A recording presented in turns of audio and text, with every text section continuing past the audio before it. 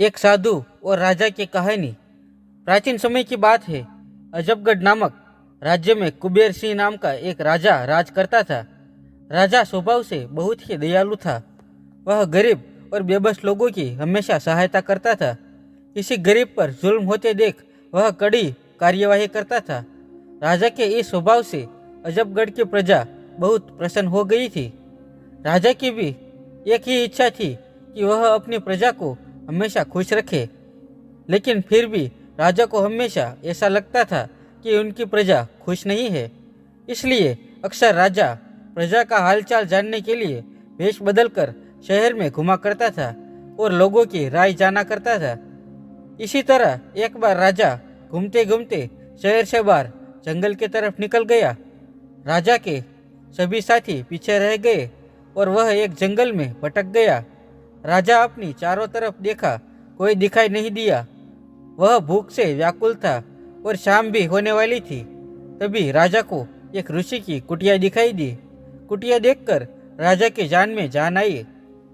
उसी समय राजा ने रात वहीं व्यतीत करने का फैसला किया। जब राजा ऋषि के आश्रम पर पहुंचा तो वहां पर एक ऋषि तपस्या में लीन थे और चारों तरफ बहुत ही सुंदर वातावरण था। चिड़िया चहक रही थी, पेड़ों से रस भरे फल लटक रहे थे और वातावरण बिल्कुल शांत प्रतीत हो रहा था। राजा ने घोड़े से उतरकर ऋषि के समीप जाकर प्रणाम किया।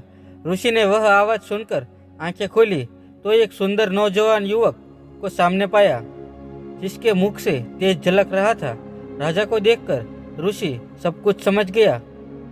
राजा ने ऋषि से रास्ता भटक जाने की बात बताई और वहां रात गुजारने के लिए अनुमति मांगी। ऋषि ने राजा को रुकने की अनुमति दे दी और राजा को खाने के लिए स्वादिष्ट फल दिए। जब राजा ने उन फलों को खाया तो राजा को वह फल अत्यंत मीठे और स्वादिष्ट लगे। राजा ने इससे पहले इतने मीठे फल कभी नहीं खाए थे। राजा ने ऋषि के फलों के इतने मीठे होने का कारण पूछा। राजा की यह बात सुनकर ऋषि ने कहा, यहाँ का राजा दयालु और न्यायप्रिय होगा। वह गरीबों की सहायता करता होगा। वह प्रजा के दुख दूर करने वाला होगा, इसलिए यह फल इतने मीठे हैं। लेकिन राजा को इन सब बातों पर यकीन नहीं हो पाया, पर राजा इन बातों को झुठला भी नहीं सकता था।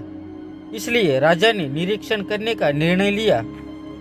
सुबह होते ही राजा शहर की तरफ निकल पड़ा और राजधानी में वापस पहुंचने के बाद उसने अत्याचार करना शुरू कर दिया। उसने प्रजा पर कर बढ़ा दिया। अब राजा गरीबों को परेशान करने लगा। पूरे राज्य में हाहाकार मच गया। ठीक एक महीने बाद राजा फिर से उसी जंगल में उस आश्रम पर जा पहुंचा।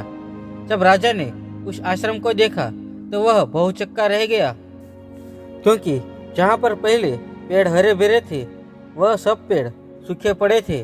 फलों में कीड़े लग रहे थे, चिड़िया चीख रही थी।